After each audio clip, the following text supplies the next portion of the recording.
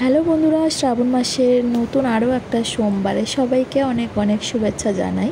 তো এখন কিন্তু সকাল নয়, এখন দুপুরবেলা। আর আমি দেখো দুপুরবেলায় বসেছি শিবের মাথায় দুধ আর গঙ্গা জল ঢালার জন্যে। তো দুপুরবেলা কেন বসেছি সেটা তোমাদেরকে পরে বলবো।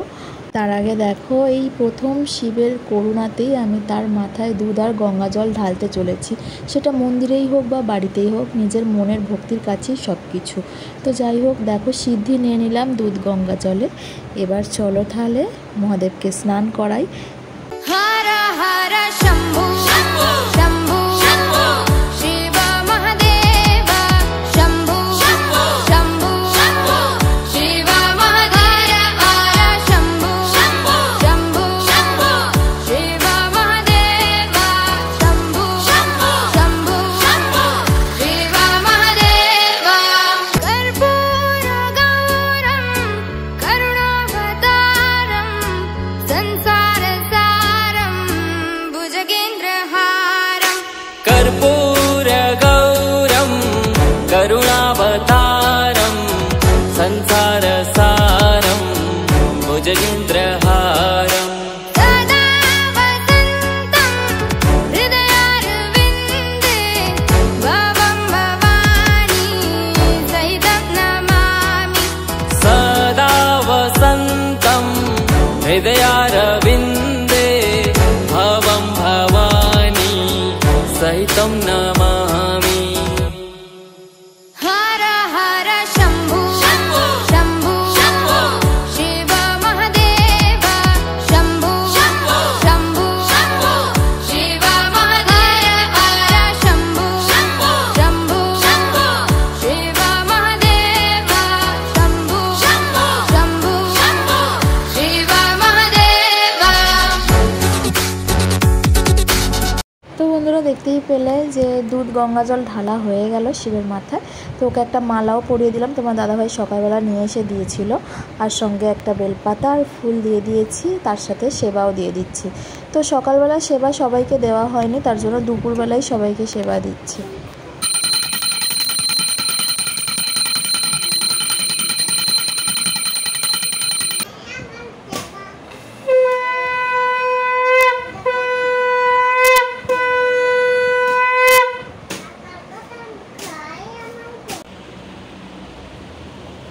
হ্যালো বন্ধুরা, welcome back to my YouTube channel Tira vlogs. আমার নতুন একটা ভিডিওতে আবার সবাইকে জানাচ্ছি অনেক অনেক স্বাগত আর ভালোবাসা। তোমরা সবাই কেমন আছো? আশা করছি সকলে ভালো আছো, সুস্থ আছো, আর আমিও ভালো আছি। মানে আমরা সবাই ভালো আছি।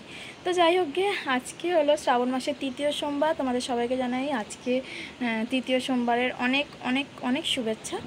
আর আমার তো দেখলে বাবার মাথায় জল ঢেলে দিয়েছি, মানে দুধ গঙ্গা জল। এই প্রথমবার আমি ঢালতে পারলাম দুধ গঙ্গা জল। এর আগের বারে তো দুধ পাইনি, তার আগের বারে তো আমি জানতুমই না, মানে অতটা মনেও ছিল না, মানে শ্রাবণ মাসে কোনোদিনও করি না তো। কিন্তু এই সবুজ চুড়িগুলো পরেছি, তার জন্যই করছি। সেটা তো তোমাদের আগের সোমবারের ব্লগেতেও বলেছিলাম। তো যাই হোক গে, আজকে ফাইনালি বাবার মাথাতে আমি ঢালতে পেরেছি বাড়িতে। এবারে মন্দিরে যাওয়ার ইচ্ছা আছে সন্ধ্যেবেলা, যদি বৃষ্টি হয় তাহলে আর যেতে পারবো না। সকালবেলা কি হয়েছে জানো তো, এই দেখো না, শাড়ি টাড়ি সব ঘরে শুকোচ্ছে। এক গাদা কেচেছি, মানে বিছানার চাদরটা তুলে দিয়েছিলাম, আগে যে চাদরটা পাতা আছে এই দেখো, ওটা চেঞ্জ করে এইটা পেতেছি। তো বিছানার চাদরটা আর এই যে কম্বলটা আছে না, এটা নিচে পাতি। এটার ওয়ার আছে একটা, শাড়ি দিয়ে মা তৈরি করেছিল, সেই ওয়ারটা, বালিশের ওয়ার, পাশ বালিশের ওয়ার সব কেচে দিয়েছি আজকে। তো মাখার পরেই দেখছি পুরো মুষলধারে বৃষ্টি, যাকে বলে সেরকম বৃষ্টি হলো একটা। আমি তো ভেবেই নিয়েছি আমাকে আর শুকোতে দেওয়া হবে না, সব ঘরের ভেতরেই দিতে হবে। তো তারপর ঠাকুর আসবে দেখলাম রোদ্দুর বেরিয়েছে 11টা সাড়ে 11টার সময় করে। তো তারপর আবার সব বাইরে দিয়ে এলাম। আর শাড়িটা না বাইনি, এটা পাতলা তো, শুকনো হয়ে যাবে হাওয়াতে, পাখার হাওয়াতে।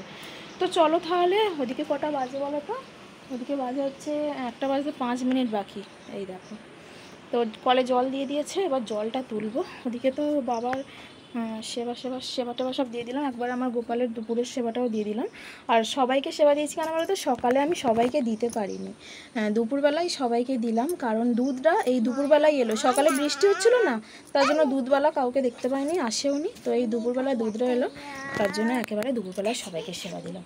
আর সকালে শুধু গোপালকে দিয়েছিলাম। তো আজকে এই দেখো, আজকেরও রান্না করেছি হচ্ছে শ্যামা চাল, আলু দিয়েছি ভাতে। আজকেও এটাই খাবো, আর কিছু খাইনি এখনও সকাল থেকে। তো মানে এইমাত্র তো সেবাটা দিলাম, তার জন্য কিছু খাইনি, মেয়েটাকে শুধু খাইয়েছিলাম। ওর স্কুল থেকে ডিম দিয়েছিল, সকালে ছাতু খাইয়েছিলাম, ডিমটা খাইয়েছিলাম, এসে এবার এইটা খাইয়ে দেবো। তো চলো তাহলে ফ্রেন্ডস, আমি আগে জলগুলো তুলে নিই, হ্যাঁ তাড়াতাড়ি, নাহলে জল চলে যাবে, জলের কোনো ঠিক নেই, কারেন্ট না থাকলেই জল থাকে না। তো চলো এসে আসছি তোমাদের সামনে। দাও থালাটা দাও।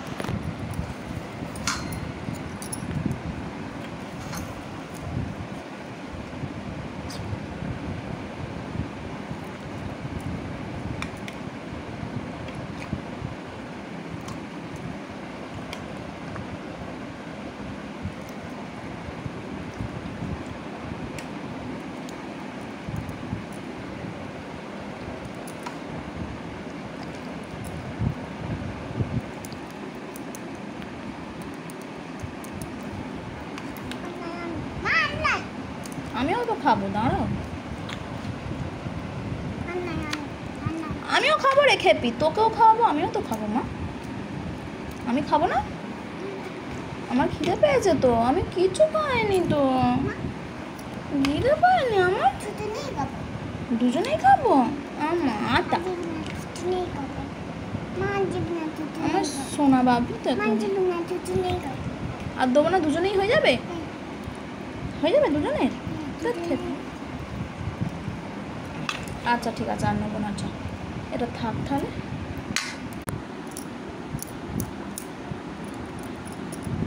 তো বন্ধুরা দেখো, আমি এখানে ভাত মানে শ্যামা চালের ভাত সঙ্গে ঘি আর একটু নুন মিশিয়ে নিয়ে নিয়েছি।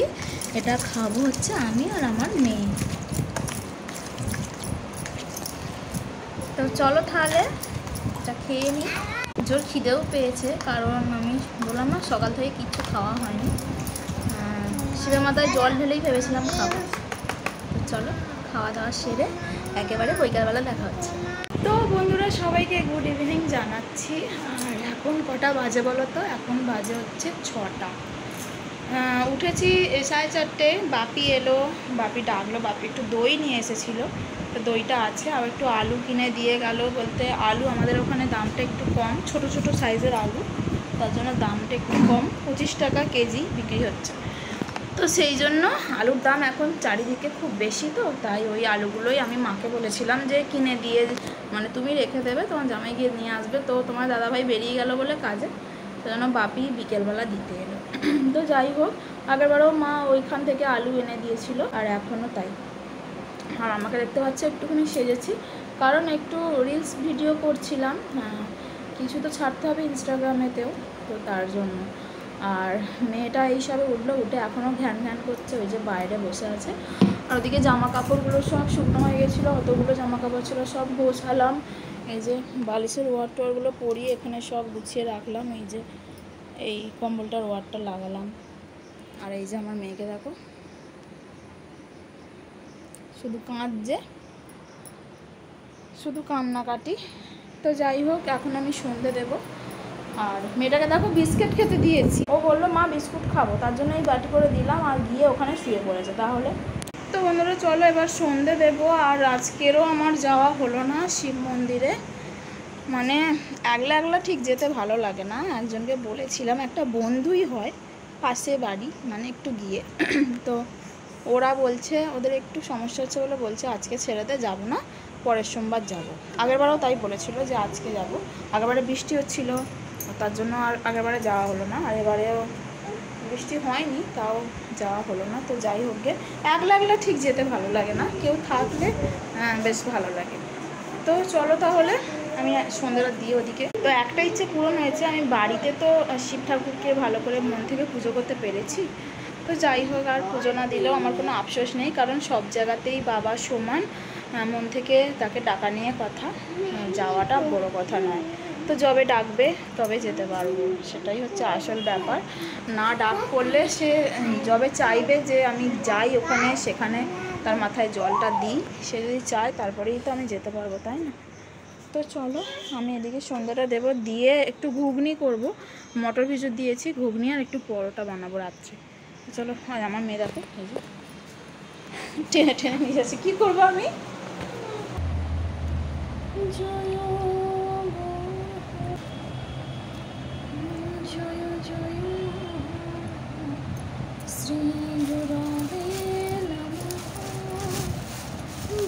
Krishna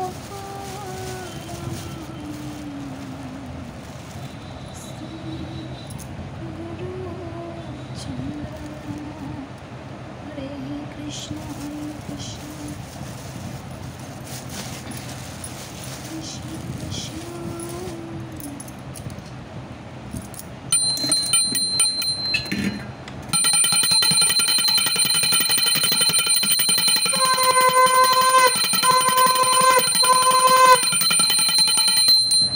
তো বন্ধুরা ওদিকে দেখতেই পেলে সন্ধে টন্ধে দিয়ে আমি একেবারে গোপালকে সেবাও দিয়ে দিয়েছি। বাপি এনেছিল দইটা, তো ওই দইটা গোপালকে দিয়ে দিলাম। তারপরেই ওটা প্রসাদ ভেবে আমি আমার মেয়েটা সবাই মিলেই খেয়ে নেব। আর এখানে দেখতে পাচ্ছ আটা নিয়ে বসে পড়েছি মাখার জন্য। তো আটাটা মাখার আগে ডান হাতের আংটিগুলো খুলে নিলাম, না হলে আংটির সাথে বড্ড আটা জড়িয়ে যায়, সেটা আর মানে ধোয়া যায় না টপ করে। তো দেখো মেয়েটাও চিনি খাওয়াবে বলে বায়না করছিল, যেই দেখেছে আটাতে দিচ্ছি, তো তার জন্য ওকে একটু চিনি দিলাম আর এই তেলটা দিয়ে দিলাম। এবার সবটা মিশিয়ে নেবে একসাথে। আর আজকে একটু পরোটা করব, তার জন্যই দেখতেই পেলে তেল আর চিনি মেশালাম। আর চিনিটা দিলে হালকা মিষ্টি মিষ্টি লাগে, সেটা খেতেও ভালো লাগে। পরোটার জন্য কিন্তু আমি এটা আটাই ব্যবহার করছি, ময়দা নয়। ময়দা থাকলেও আমি ব্যবহার খুব কমই করি, আর এখন তো ময়দা নেই বলে আরও আটাটা ব্যবহার করছি। তো যাই হোক, চলো আমার মাখা হয়ে গেছে, এবার বেলতে শুরু করে দিয়েছি। তো চলো ফ্রেন্ডস, তোমরা সঙ্গে থাকো।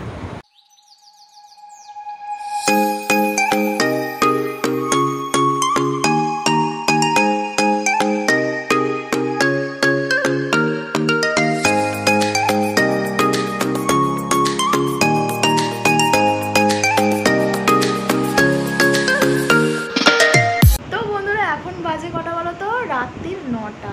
তো যাই হোক, সারা সন্ধ্যাটা তোমরা তো পরোটা বেলছিলাম দেখলে। তো পরোটাগুলো বেলে যখন আমি গেলাম মানে গ্যাসটা জ্বালাতে, তখন দেখলাম আমার গ্যাস শেষ হয়ে গেছে। তো যাই হোক, পরোটাগুলো ওইভাবেই বেলা ছিল। আমি তো মাকে ফোন করলাম একবার, যদি গ্যাস একটা মানে মায়েদের ডবল সিলিন্ডার যদি একটা ভর্তি থাকে তাহলে বলতাম বাপিকে দিয়ে যেতে একটুখানি।